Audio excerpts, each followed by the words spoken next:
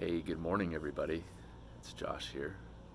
It's a beautiful day, beautiful morning. I've been sitting on my front porch for a while watching the sunrise and listening to all the birds chirping and the roosters crowing, and the world is just waking up on this side, and it's beautiful.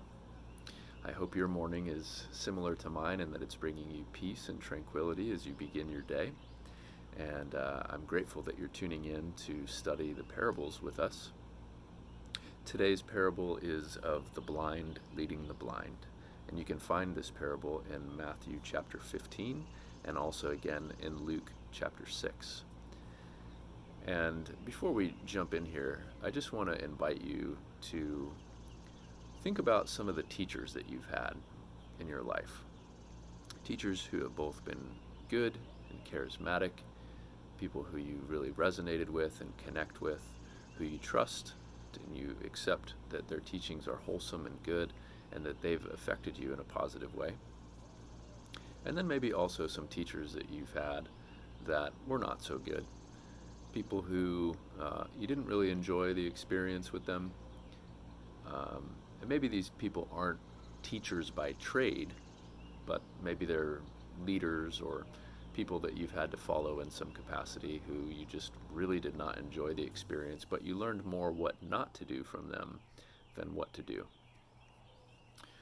We'll come back to that later, but this parable, if you're looking in Matthew 15, it comes right after this spat that Jesus has with the Pharisees, who are basically criticizing the disciples for not observing the law and washing their hands before they're eating.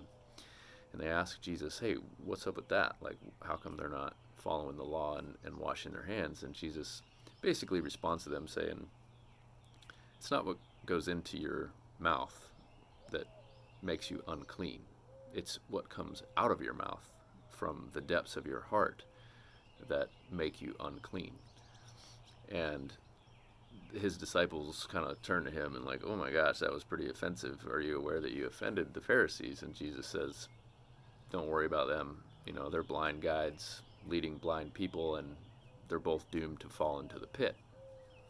It's a similar context in Luke, although it comes with a different story, but it's basically the same notion, is talking about the student and the teacher, the relationship between the student and the teacher, and teachers themselves. So if you're looking at Jesus versus the Pharisees, or even John the Baptist, or any of the prophets, you have what is considered, authority.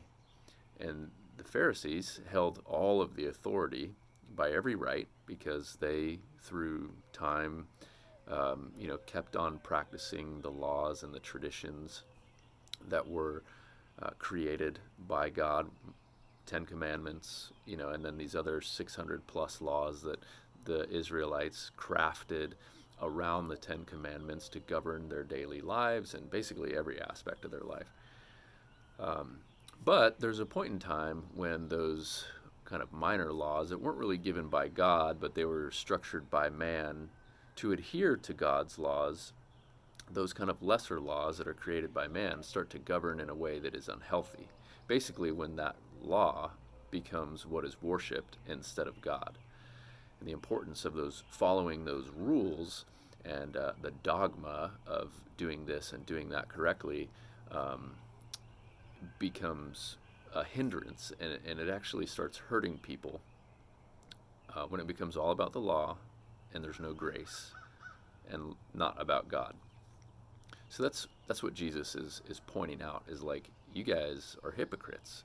And if you want to see this explanation in full effect, just flip over to Matthew 23, where he's kind of ripping them a new one, and he's letting them have it. He's calling them hypocrites. He's calling them blind guides, vipers, you brood of snakes, whitewashed tombs, all these things, these phrases that he's using to encapsulate how they've missed it entirely. And not only have they missed it, they've missed seeing God in their midst through Jesus, but they're leading other people astray. And that's the tragedy.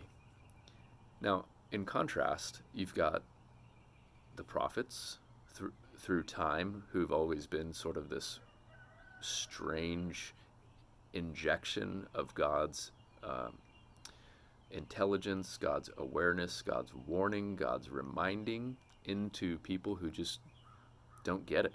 Most of them don't get it. And then you've got John the Baptist, for all intents and purposes, an unqualified teacher, preaching out in the outskirts of society, in an austere place, teaching people about baptism and repentance. Well, that wasn't really something that was highlighted. And then Jesus comes along, who, again, for all intents and purposes, isn't a qualified teacher. He's baptized by John the Baptist in the Jordan, and that's kind of his ordination of sorts before he goes into his public ministry. But he's not really a rabbi, per se, even though people refer to him as rabbi, and they're astounded by his teachings. So, in essence, he's the most qualified teacher, but they're missing it. Hence, they're blind guides. They're blind people. They don't see it. And the danger, of course, in following a teacher who is blind, who doesn't have a complete understanding, or is even worse, intentionally leading people astray, is that the people who follow them are following them into something that's going to be negative, ultimately. Maybe we see this with, televangelists of, people who are using unscrupulous ways to get people to give them money, like buy this blessed prayer cloth that I prayed over because God told me that, my prayers are powerful, and, if for $19.99, if you buy this prayer cloth, then you can have this wonderful gift from God, and, all these things that are like, okay, man. So, bringing it all back, looking at all the different options that we have, right? You've got YouTube, you've got a million people who are posting videos. I mean, now I'm one of them, but I'm not claiming to be this all-powerful teacher who knows everything. But there's a lot of people out there who come off as experts, who come off as, qualified people. And it really comes back to you and to me to ask ourselves and to be kind of skeptical, a little like Thomas the Doubter, right? Like we talked about in church last week. We want to make sure that the people who we are learning from are people who aren't blind themselves. And it's kind of a gut check to make sure we're not blind ourselves either. So consider this morning, the teaching aspect of your life, how you've been taught by people, how you're teaching people, and how, there's positive and negative and all that, and maybe how you do diligence in your own life to make sure that the people that you're learning from are not leading you astray. That's the big key for today. So I love you guys. I hope you enjoy this beautiful brand new day today, and I'm sincerely happy that you exist in the world, and I will see you right back here tomorrow. I love you.